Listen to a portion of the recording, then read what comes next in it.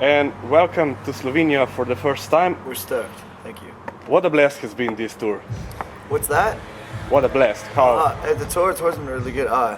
The days that we're not playing massive festivals in front of like tens and thousands of people, or just headlining places like this.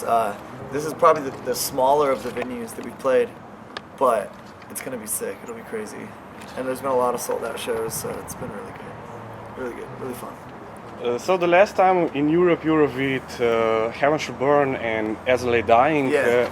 And this time you're not playing those big stages and big venues. So how does it feel to be back on small stages again? It's cool. Like tonight, this is the first time we've played without a barrier in I don't even know how long. So being able to have kids just be right in your face is gonna be badass.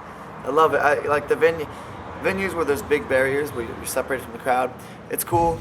You get used to it, but this is where it's at. When the kids are right there in your face and there's people right in your face screaming and grabbing you, it's a cooler, funner experience. What do you prefer, big stages or small stages? I can honestly say big stages are badass because of the sound and there's room. We can do all our full production.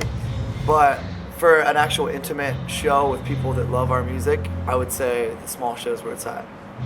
Okay. Okay, let's go to the latest release in a few weeks. The Black Crown. The Black Crown will be released. So,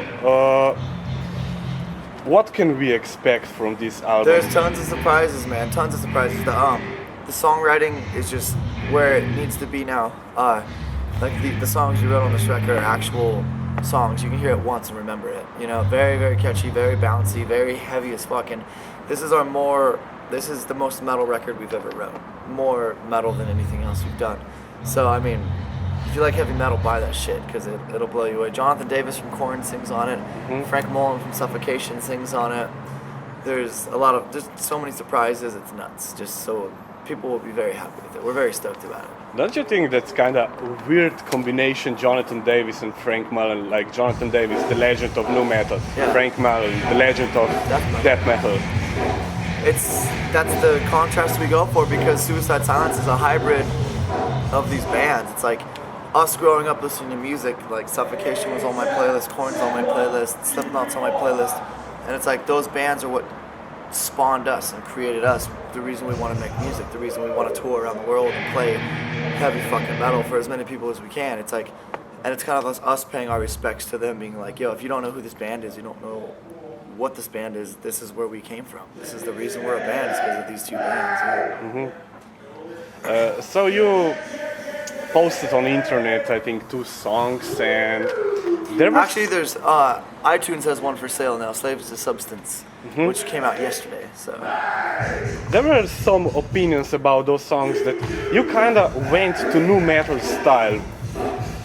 it's not like we changed our style. It's that we're writing music for ourselves. Like, we like our influencers are showing on our songwriting now. It's not like we're trying to be, we're gonna try to be a death metal band, we're gonna try to be a tech metal band. It's like, fuck that. Like, we're just gonna be a band that we like to listen to ourselves, so we're proud of what we make.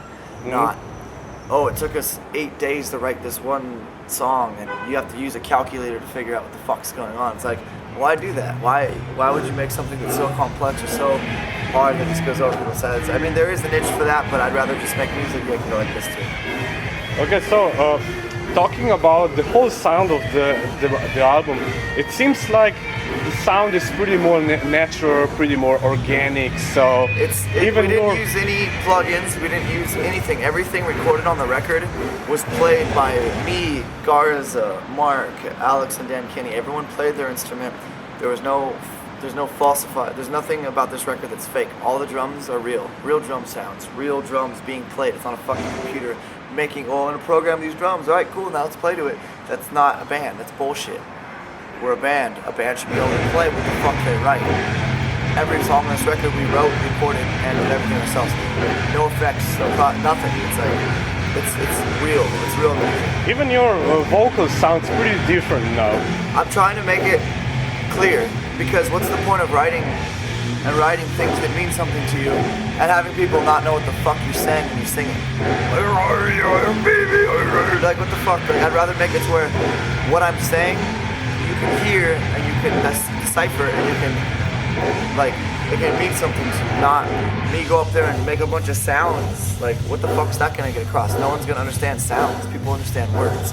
So I wanted to make sure I captured the actual words I was saying on this record. So, okay, you already mentioned what kind of words do you capture, like previous lyrics were about anti-religion and so on. Now it seems like there are more personal aspects in this. It's way more personal song. because it's like you live and you learn. I've seen the entire world now, so I've seen shitty things. I've seen how fucked up this world really is, and that's where songs like "Fuck Everything" come from. And you only live once, so like go nuts. Like you really only get one chance here.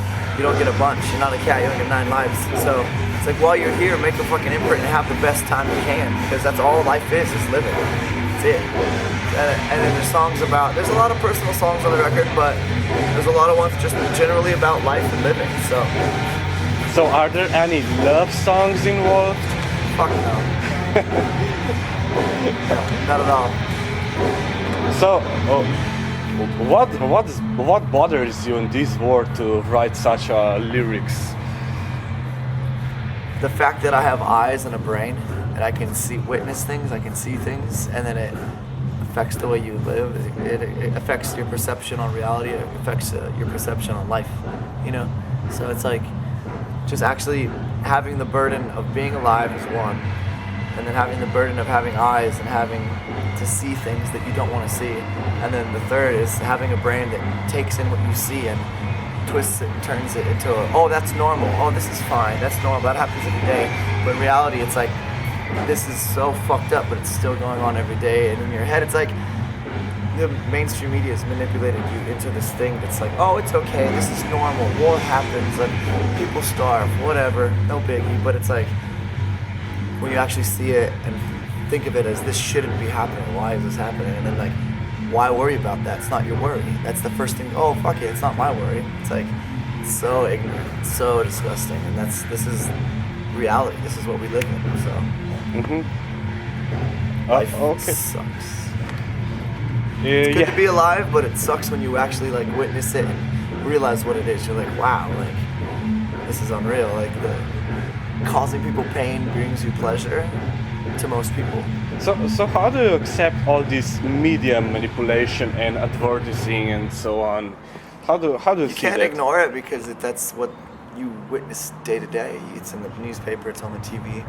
I mean, I just think people that go out of their way to do their own research and do their own stuff are way above and smarter than anybody that just watches the news and is like, oh, this is what's current, this is what's happening, because everything you're watching is what your government wants you to see.